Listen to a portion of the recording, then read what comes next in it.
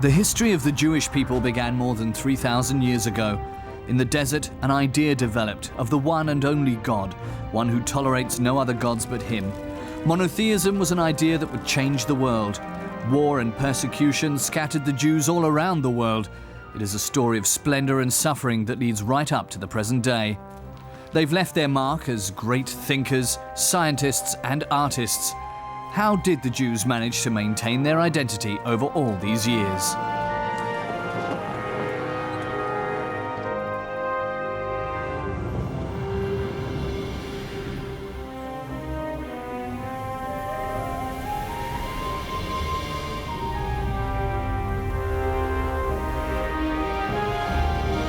The Jews, History of a People. Part 3, Stigma.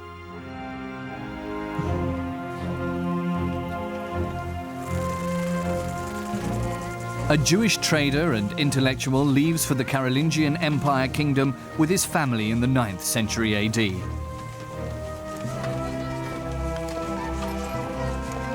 Moses ben Kalonimos is the forefather of an influential dynasty of rabbis and scholars. He has turned his back on his hometown of Lucca in Italy forever, because Charles the Bald, king of the Franks, has promised him wealth and security. They have had a difficult journey, and at the moment they still can't be sure if the ruler will keep his word.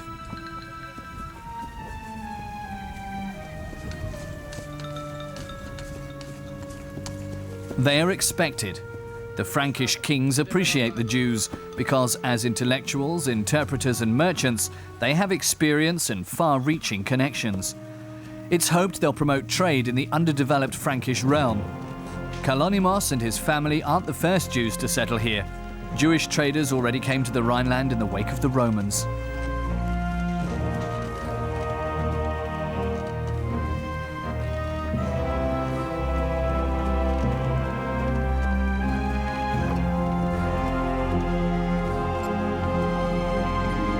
Jews have been documented in Aachen since the 8th century. At this time, Charlemagne ruled over the Frankish Empire. His royal household also had many Jewish intellectuals.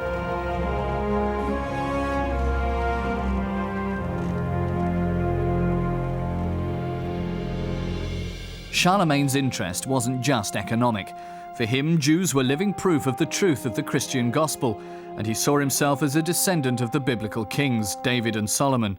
At his court in Aachen, he demanded to be addressed as King David.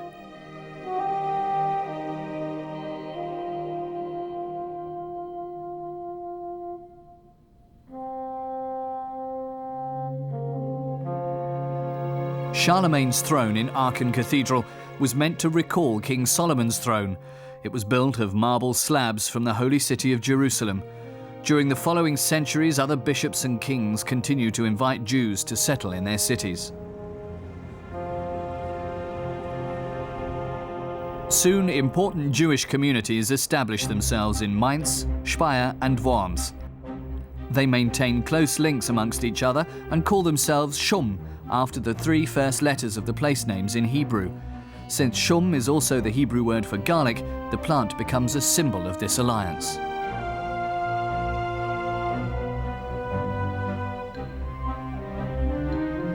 It didn't take long for the fame of these 3 cities to reach across the borders of the empire.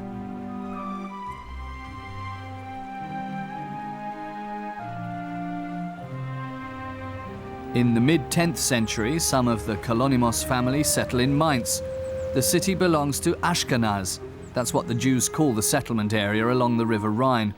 Later, this term will be applied to all of Germany, France, and also Eastern Europe.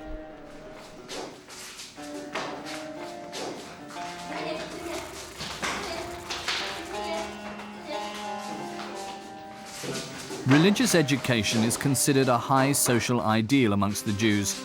Rabbis and scholars increased the fame and standing of a family. This was also Kalonimos ben Mushalam's path.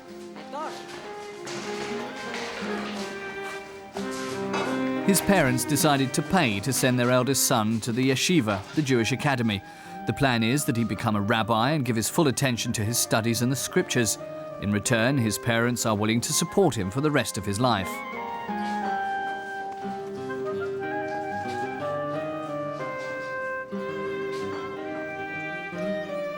young Kalonymos has great role models.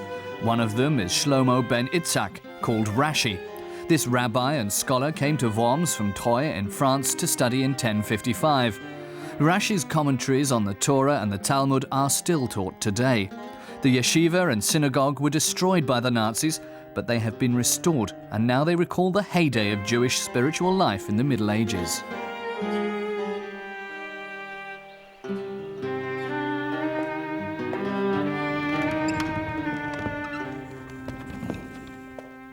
Emperor Henry IV's customs exemption privilege of 1074 is in the Worms city archive.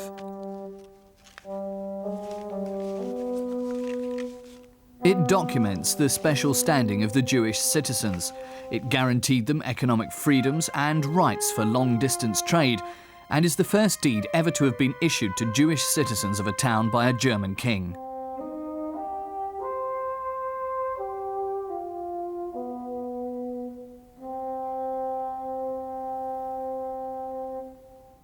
This was a time when there were only a few Jews in a few cities, a time when there weren't many cities. Everything was very small scale. It was a time during which, on the whole, the Jews had a relatively high social standing in Northern Europe.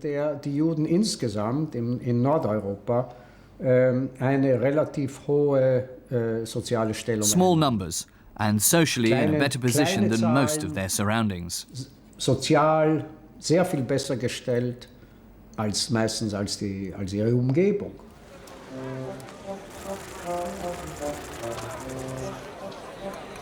The number of Jews in the Ashkenazi area increases during the 11th century. From being internationally active traders working for princes and bishops, they become urban merchants. They don't live in isolation, but in contact with many Christians.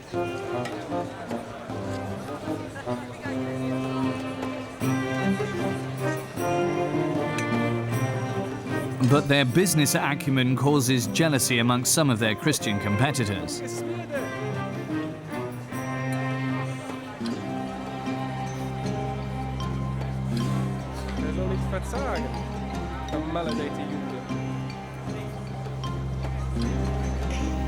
Kalonymos ben Mushalem is a rabbi in Mainz at this time.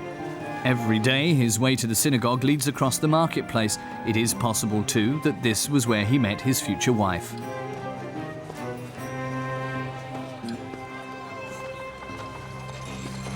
He too is an esteemed citizen of Mainz, both amongst the Jews and the Christians.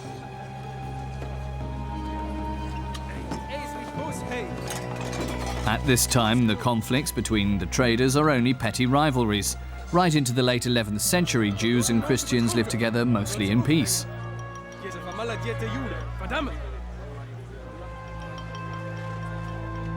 The Jews frequently lived together in a quarter or in a street near the marketplace. That is practical both for trading and for mutual support. But it also makes possible a life in accordance with the halakha, the Jewish religious law, with Jewish butchers, bakers and doctors.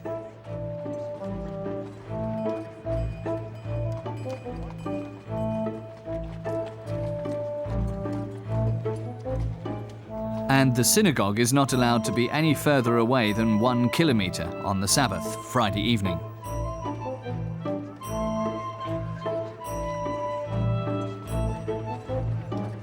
The synagogue is the center of the community, as a place for prayer, but also a place of assembly. Women aren't permitted to enter the inner area out of a fear that they could distract the men. They stay in the adjoining room during the service.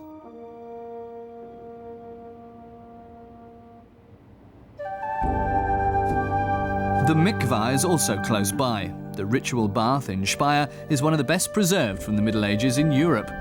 Men and women visited it particularly on feast days to symbolically free themselves of all physical and spiritual impurities. According to Jewish law, the ritual bath is only allowed to be fed by living, that is, running water. Only spring water or groundwater can be used.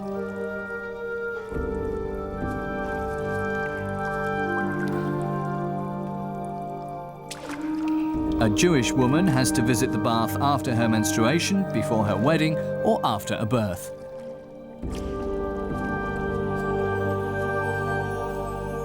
She has to immerse herself completely 3 times.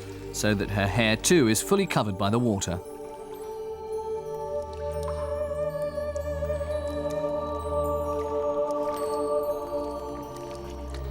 The immersion of the entire body symbolizes the passage into a new phase.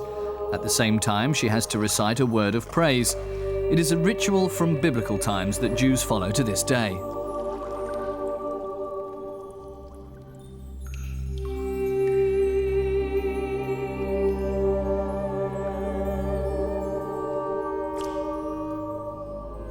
Once cleansed, the woman is allowed to return to her husband's bed, since while she is menstruating, contact between husband and wife is prohibited. Despite the many rules, the Jewish women of the Middle Ages do not live in isolation. In the women's world, the religious tension was less. Christian and Jewish women talked about mutual women's issues that didn't have a religious aspect.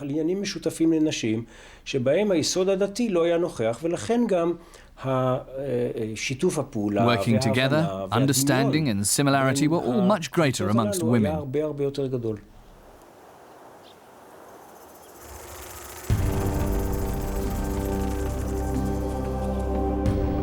This peaceful coexistence that has existed for decades is threatened by the call to the Crusades. In November 1095, Pope Urban II convenes a council in Clermont-Ferrand. On the penultimate day, he calls for the liberation of the holy city of Jerusalem, which has been ruled by Muslims for 400 years. Arm yourselves with God's zeal. Gird your swords to your sides. It is better to die in battle than to see our people and the saints suffer.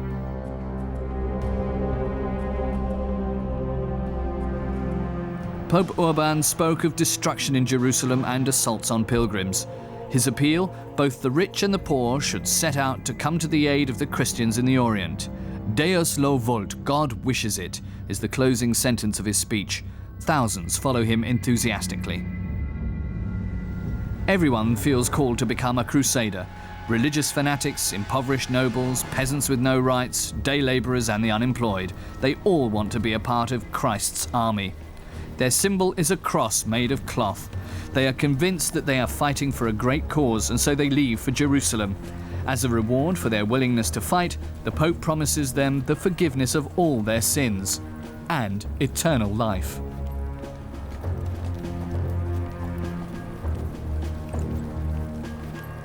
Not all self-proclaimed crusaders leave for Jerusalem. There are unbelievers in our own country too, they say. Shortly after the speech by Pope Urban, the first assaults take place in France.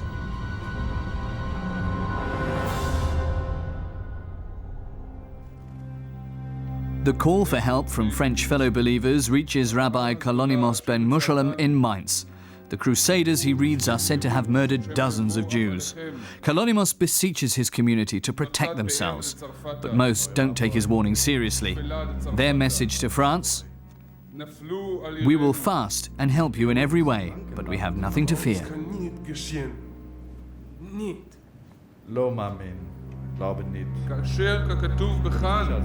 They are convinced that the Bishop of Mainz wants to protect them, but Kalonimos is doubtful. He hopes for God's support.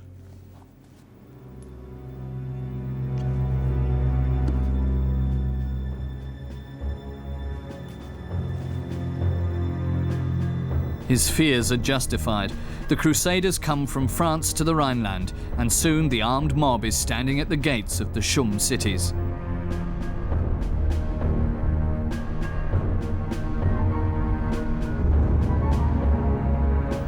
What happened next is described in the writings of the so-called Anonymous of Mainz and the Jewish chronicler Salomo bar Simson.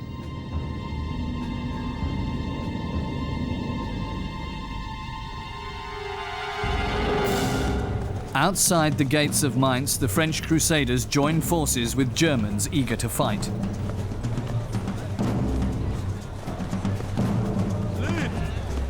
Itinerant preachers incite the angry crowd. They speak of Jewish god murderers and vow the forgiveness of all sins. Mainz is home to over 1,000 Jews.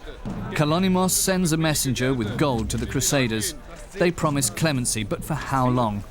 They want to set an example against the infidel in their midst. Was denkt ihr? Hey, lasst uns ziehen!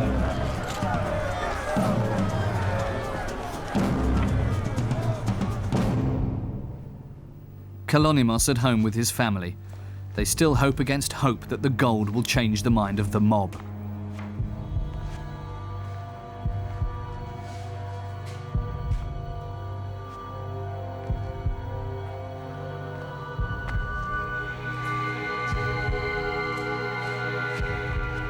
He writes a letter to the German Emperor Henry IV to appeal for help, but to no avail.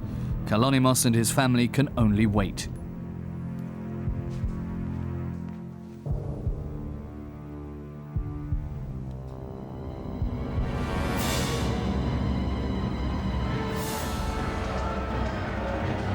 Just hours later, the self-proclaimed Crusaders attack Mainz. Christian citizens had opened the city gates to them. Jews are slain in their homes. Many seek protection in the bishop's palace, but the bishop has already fled.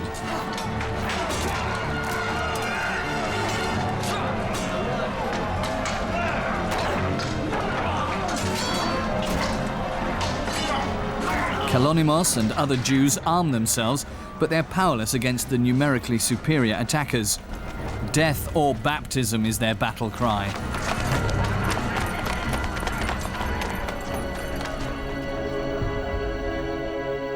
The situation is hopeless.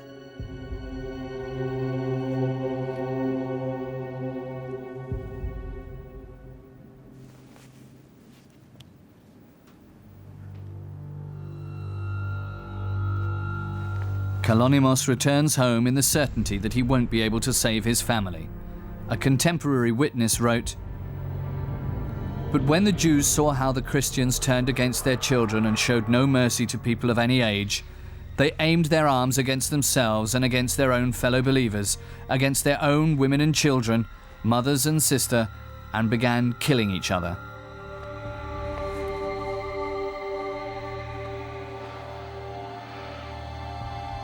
The Jews call this suicide the Kiddush Hashem, the sanctification of God's name. It was the only way to preserve their faith.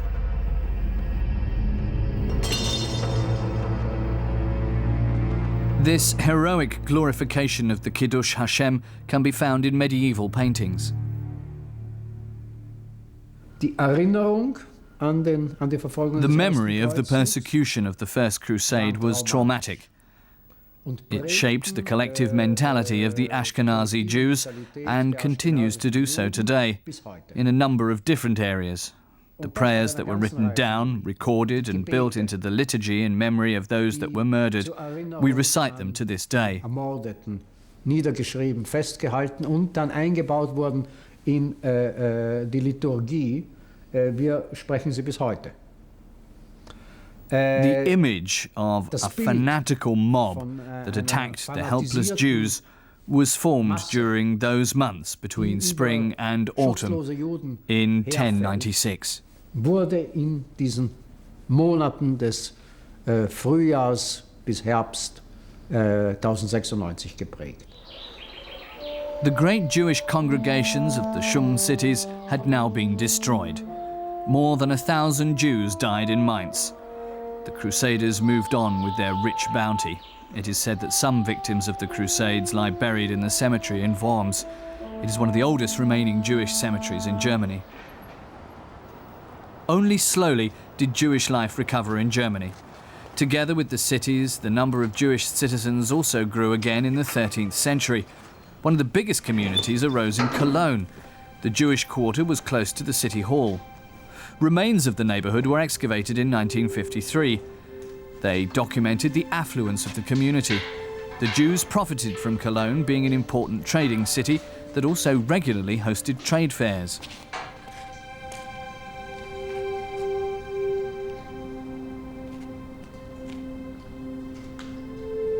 Besides a synagogue, a mikvah, a bakery, a playhouse and homes, a Jewish hospice was also found.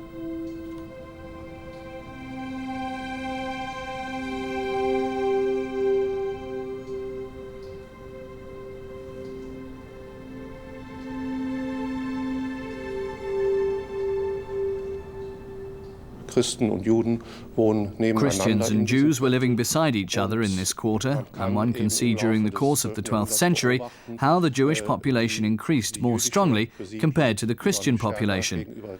This is because Jews were buying or leasing houses from Christians or even from churches. And this is how a closed Jewish quarter established itself by the mid-13th century. But it's not a ghetto that was closed off to the outside. It was just a desire to live together, to settle together around the synagogue, but it was by no means forced. Das Bedürfnis, zusammen zu wohnen, gemeinsam eben sich die Synagoge anzusiedeln, aber keineswegs erzwungen.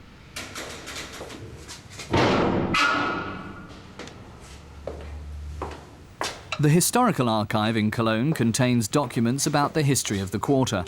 The Jewish Shrine Register with the plan attached is a medieval land register. They state who lived where, who was related to whom, and which properties were split up or merged.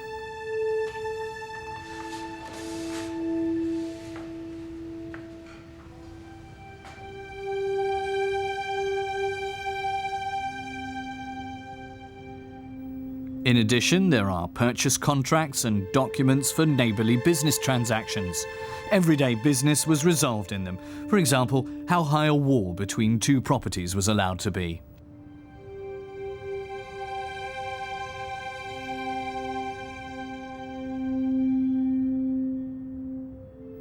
In the 12th century, 26 houses were in the ownership of Jewish citizens.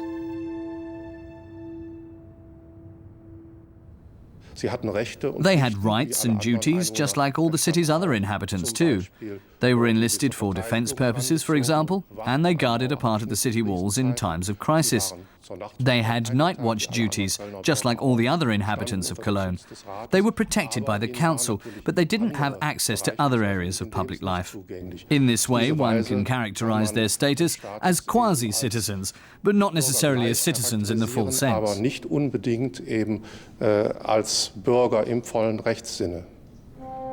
They aren't allowed to take public office. They can't become city councillors.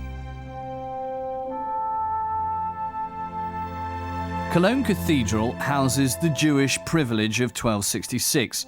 In it, Archbishop Engelbert ensured them fair treatment. It was an important signal on the part of the official church because the hostility of the Christians towards the Jews was growing. In the north of England, an accusation begins to circle that gives rise to a new form of hatred of Jews in Europe.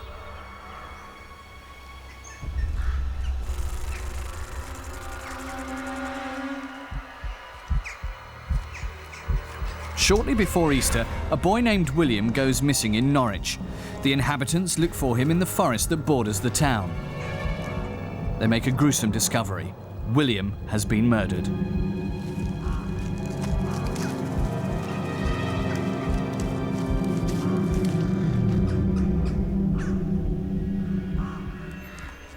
The search for the guilty party is over in no time. The rumour arises that the Jews are to blame. Domestic staff from the house of a rich Jew are willing to testify to everything.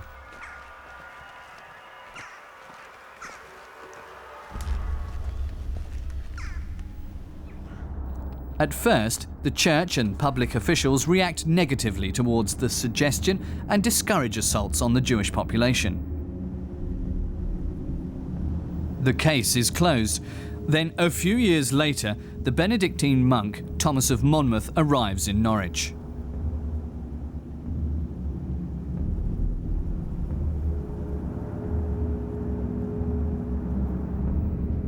In a 7-volume work titled On the Life and Suffering of the Holy Martyr William of Norwich, he accuses the Jews of being responsible for his murder.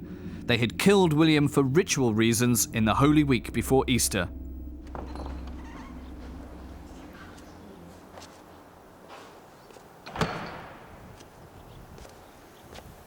The historian Robin Mundell has intensively studied Thomas of Monmouth and the case of William.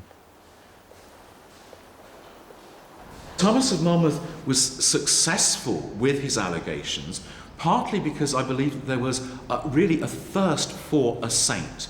A cathedral without a shrine really needs some sort of focus. And pilgrimage was obviously a very big industry in medieval times, in the 12th, 13th centuries, right the way through. Pilgrimage brought in trade, people, and importance, and therefore Norwich didn't actually have a saint.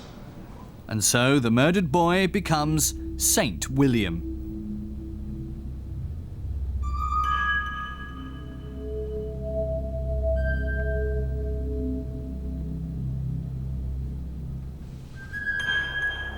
Even if the church never canonized him officially, his grave in Norwich Cathedral was a place of pilgrimage for centuries. Soon, similar accusations follow everywhere in Europe. As soon as a child goes missing, the Jews are suspected. They are accused of using the children's blood for their unleavened bread at Passover.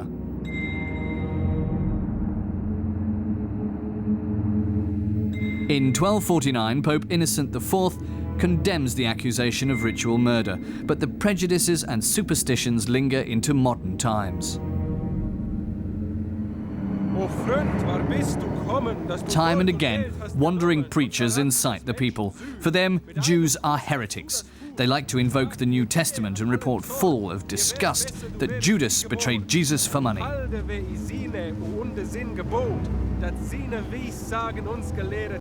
Fanatical preachers claim that the Jews repeat this murder of God at least once a year.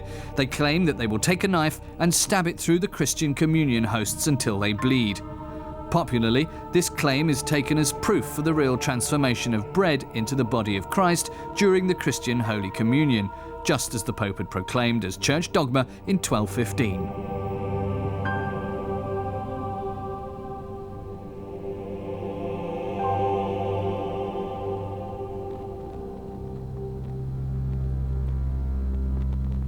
This makes for a very powerful form of hatred and suspicion, which has pursued the Jewish peoples down the centuries. So we really have two threads. We have the ritual crucifixion, we have the blood libel, we then have also too the association of Jews with the devil and indeed with Antichrist, and a hugely built suspicion against the Jews, which in times of poverty, allied with money lending, can come together to bring pogroms, to bring massacres upon the Jewish people. During the 13th century, the portrayal of the Jews becomes more and more base. The so-called Jewish pig becomes a popular motif. It finds its way into churches as reliefs or wood carvings, as here in the choir stalls of Cologne Cathedral. Jews despise the pig as unclean. Christians consider it the carrier of devils and demons. The Jewish pig became the symbol of ostracism.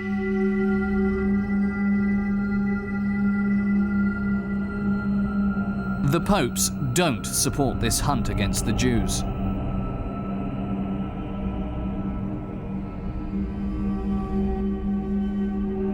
They mostly invoke the church teacher Augustine, who demanded protection for the Jews on the grounds that they were contemporary witnesses of Christ. If Jews were to live in poverty and humility, their lives and property wouldn't be endangered.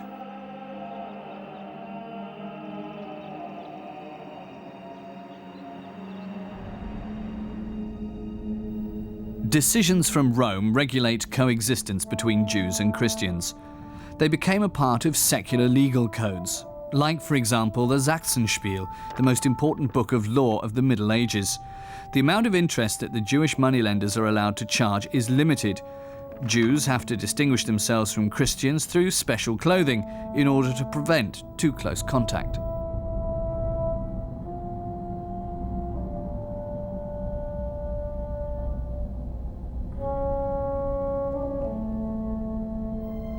The Jews are meant to wear a special badge, as is the custom amongst other classes. The yellow circle only becomes established in the late Middle Ages, partly because of the strong resistance by the Jews. Since the middle of the 13th century, the Church has aimed its attacks specifically at the religious writings of the Jews. In 1233, Pope Gregory IX condemns the Talmud as blasphemous. The accusation is that it goes against Christianity.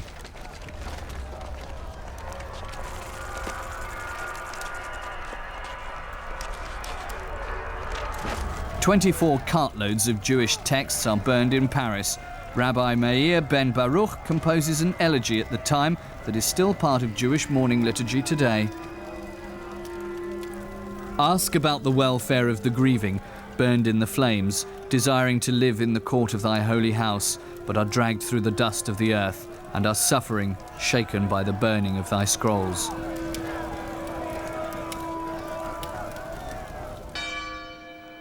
Meir ben Baruch is from Rothenburg ob der Tauber, which is also home to an important Jewish community. The Jews are an important source of income for the town. The Rothenburg Jewish Book contains royal and episcopal records, naturalization documents, debt certificates from Christian citizens, but also tax records and receipts of the payments of the golden sacrificial penny. This is introduced by the Bavarian king Ludwig III in 1342. Every Jew over the age of 12 with a fortune of 20 guilders has to pay 1 guilder every year. In return, the city officials promise protection. A few years later, this promise is forgotten.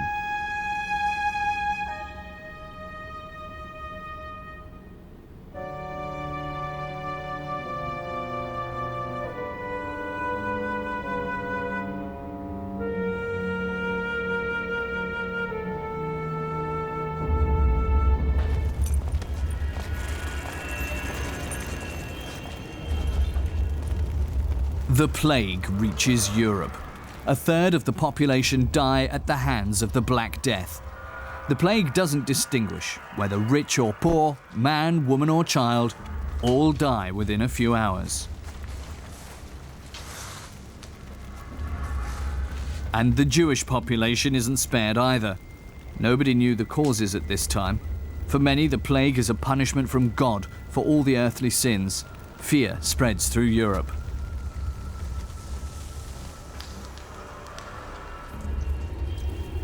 That the plague is spread by rats and fleas wasn't yet known. For the Jews, the rat is the symbol for death and disease because it fed on filth. An amulet of the time is a possible indication that Jewish doctors suspected rats to be the cause. It carries the Hebraic inscription, "To hell with you." A deadly rumor is going around. Jews and heretics are to blame for the plague. They're said to have poisoned the wells. For many, this is a welcome pretext to rid themselves of their debts with the Jewish moneylenders.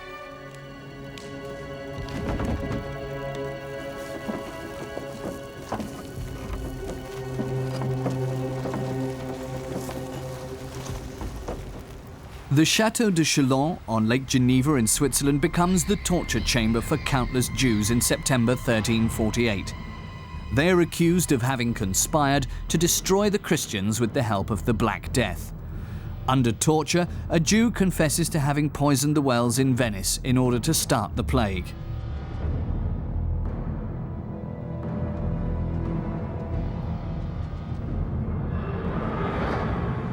The forced confession is proclaimed throughout Europe. What happened next is described by a witness of the time. That's why all Hebrews, young men, women, aged and very old people, were killed between Cologne and Austria.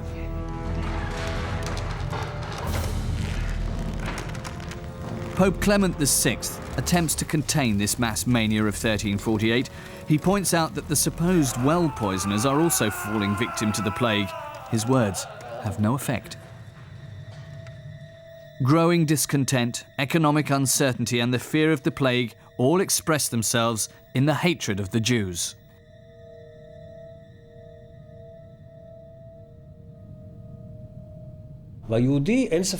Without a doubt, the Jews were the eternal foreigners in Europe. They were tolerated, accepted, but as foreigners. That was their role in relaxed times as well as in times of crisis. And in times of crisis, the foreigner becomes the scapegoat in order to explain the unexplainable. We've seen the same phenomenon in modern history.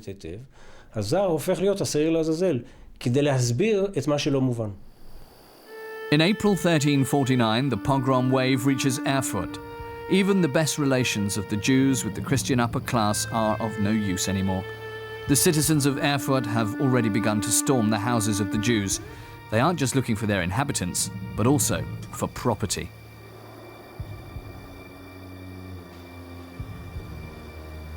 A Jewish merchant hurriedly buries some treasure, possibly his own, but perhaps the collective property of the community.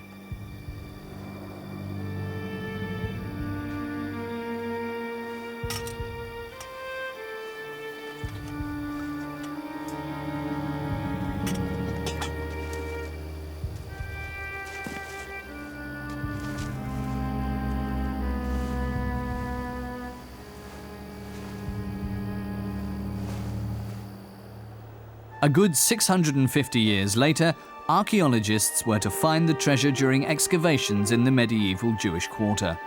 It was to be a discovery of great significance. Hardly anything comparable has survived from that time in Germany.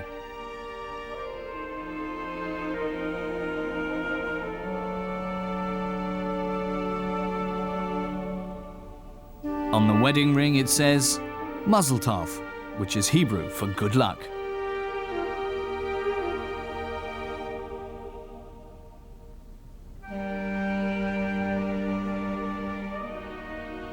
More than 3,000 coins helped with dating. It was the time of the plague.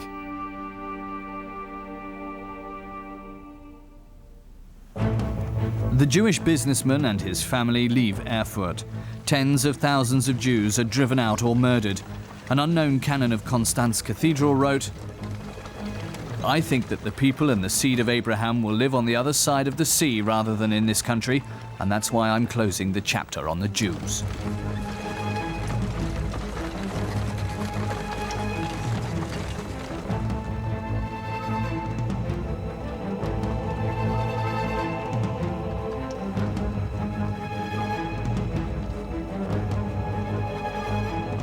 For 400 Jewish communities in Central Europe, the plague persecution signifies the end.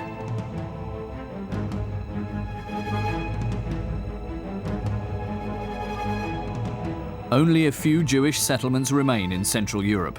The glorious era in Ashkenaz is over. In the south, on the Iberian Peninsula, the situation also changes for the Jews during this time. Though once well respected by the Muslim rulers, now they are at best merely tolerated.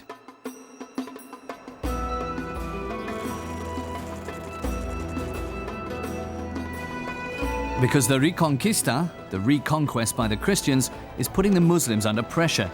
Jews find themselves the victims of assaults. When Ferdinand III, the King of Castile, arrives in Seville, the Jews gain hope. They welcome the Christian king as a liberator and promise themselves tolerance and peace through him.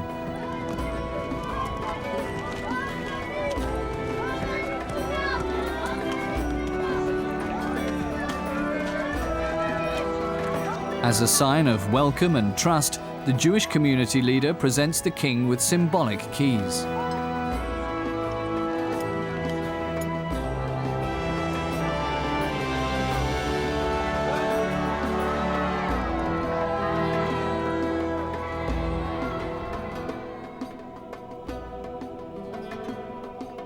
Today they lie in the Cathedral of Seville.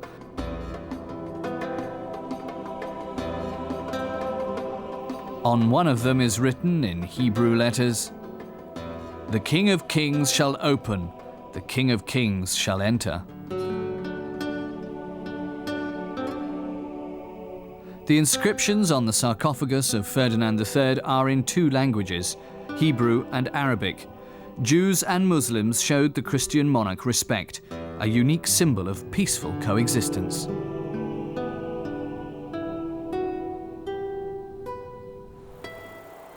Toledo is an important cultural center in Christian Spain.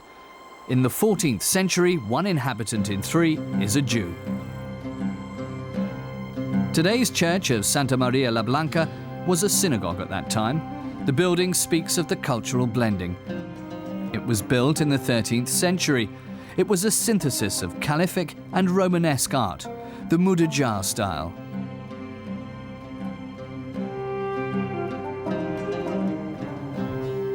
The Jews are welcome to the new rulers as mediators between Muslims and Christians. They know the country, speak Arabic, and are experienced in administration. Toledo is a magnet for Europe's intellectuals. Muslim, Jewish, and Christian scholars all work here together. the city becomes the centre for the study of ancient scriptures and for their translation into Latin, because many texts of ancient philosophers, like Aristotle for example, had only survived in Arabic. Thanks to Jewish translators, these writings were now accessible to the Latin-speaking Christian monks and professors in Europe. This way, Jewish intellectuals and linguists provide an important contribution to the science and culture of the Christian West.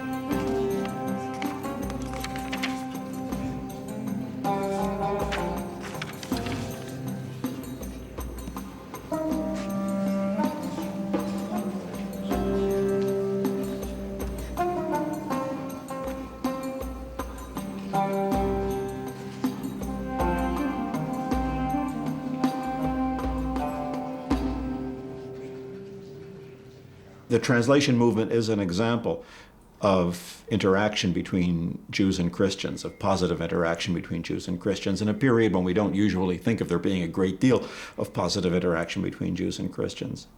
Whether you can generalize from that to saying that Jews and Christians got along well, I don't know. On an individual basis, certainly arrangements like that were often made. In Girona, 100 kilometres from Barcelona, there is also an important Jewish community to which many intellectuals belong. The Jews live here in their own quarter called Kalam, the Hebrew for community.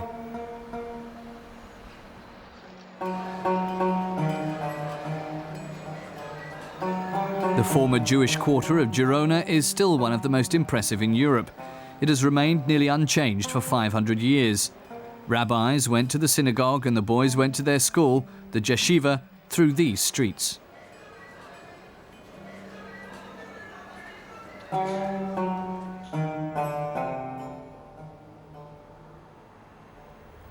From the outside, the houses of the Jews hardly differed from those of their Christian neighbours. The only distinguishing feature was an indentation on the right side of the door frame. This was where the mezuzah used to be, which is Hebrew for doorpost. It has been credited with very different meanings. The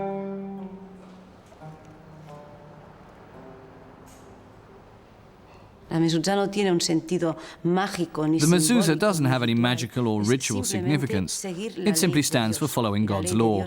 God's law says that the mezuzah should be attached to the doors of their houses to remind them of God's word in important moments.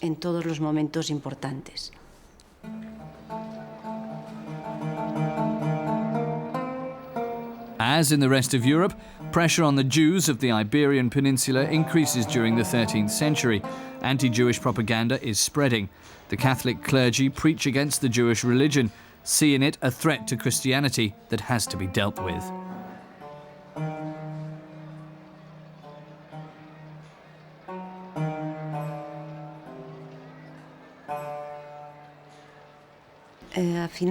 During this time, a strange ritual developed amongst the priests of Girona and their students.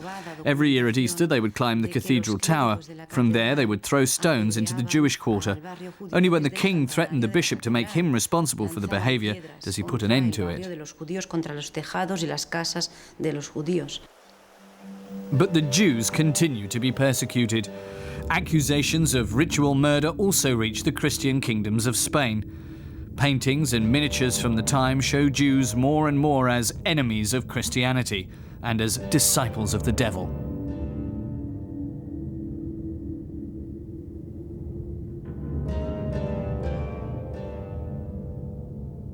With oversized noses, they are also caricatured as the embodiment of greed.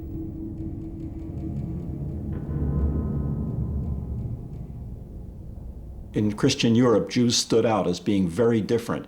Jews appeared as a kind of foreign body in the Christian world. From a religious point of view, Christians very often thought of them as sorcerers or dangerous figures because they seemed to have weird religious rituals and weird behavior, which in the Islamic world didn't seem so weird. It seemed much more natural. It was much closer to the Islamic way of life.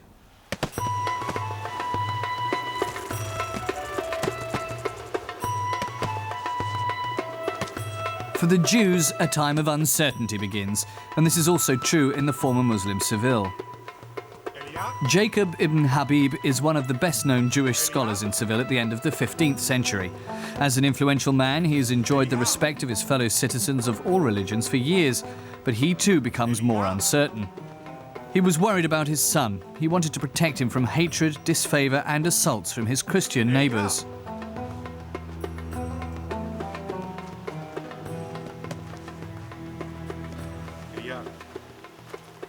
Worried, he forbids him to play outside the house. Many of his relatives and friends give in to the pressure out of fear and convert to Christianity. For him and his family, that isn't an option. He stands by his faith and isn't intimidated by anyone.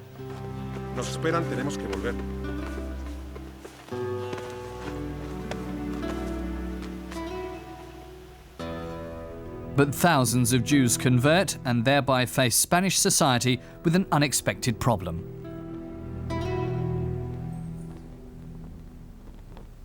All those positions that had been closed to Jews when they were Jews were now open to them because they were Christian.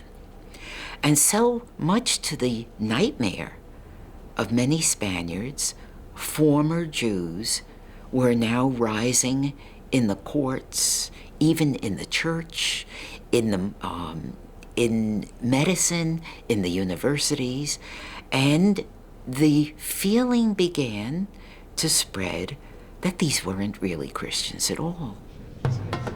The conversions also bring unrest into the Jewish community. They split families and friends. Everyone is asking the question, who is a Jew and who is not? Everyone could be a spy of the Christians. Jacob ibn Habib won't tolerate a converted Jew in his presence, particularly not at a Jewish celebration, not even a relative. The cross, the symbol of the Christians, has no place in his home.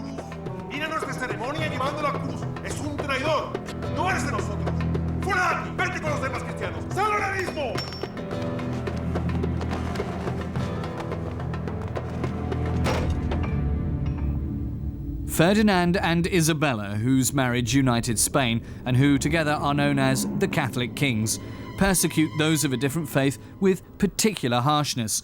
In 1478, they introduced the Inquisition in Spain with the permission of the Pope.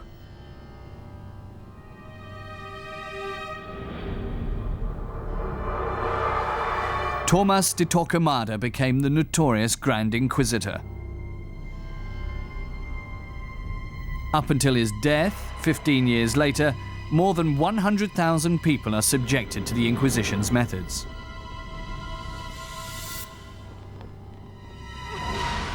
Tens of thousands of Jews who've converted to Christianity are tortured in dungeons and subsequently burned at the stake as heretics. Admitting to not being a true Christian was only a matter of time under torture. The trial documents can still be seen in the Historical National Archive in Madrid today. Hundreds of thousands of names and destinies are documented there. Auto de fe, or act of faith, was the name given to the public execution of the sentence. For most, it ended in death.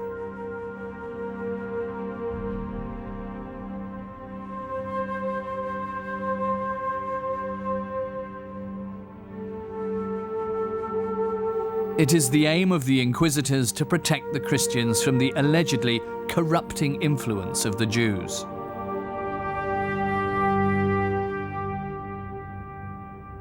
Was Jewishness the criterion, or was Judaism? Was the essence of this convert his ethnicity, his lineage, his ancestry, or was it his practice in as a religious personality? And the answer that Spaniards in the 15th century came up with was a racial answer. It was the blood, regardless of the religious practice, that determined who was a Jew. The new theory of limpieza de sangre, purity of the blood, was only implemented in the 16th century, but it already influenced the mood towards the Jews before that.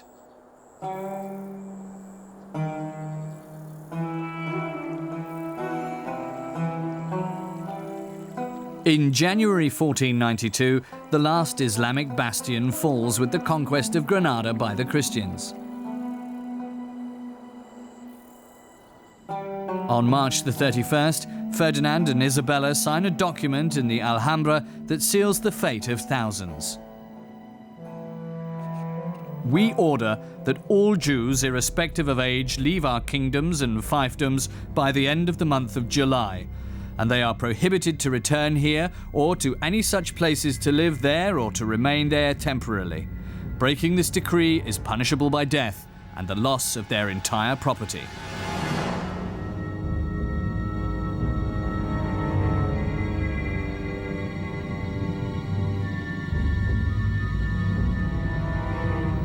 "300,000 Jews have to leave Spain within 3 months forever.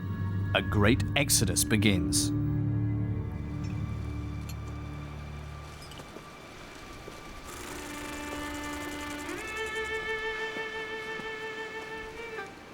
In the last days of July 1492, Jacob ibn Habib also has to leave Seville.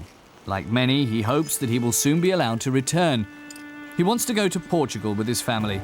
There, Jews are still welcome, it is said. The Jews had lived on the Iberian Peninsula for 1,500 years.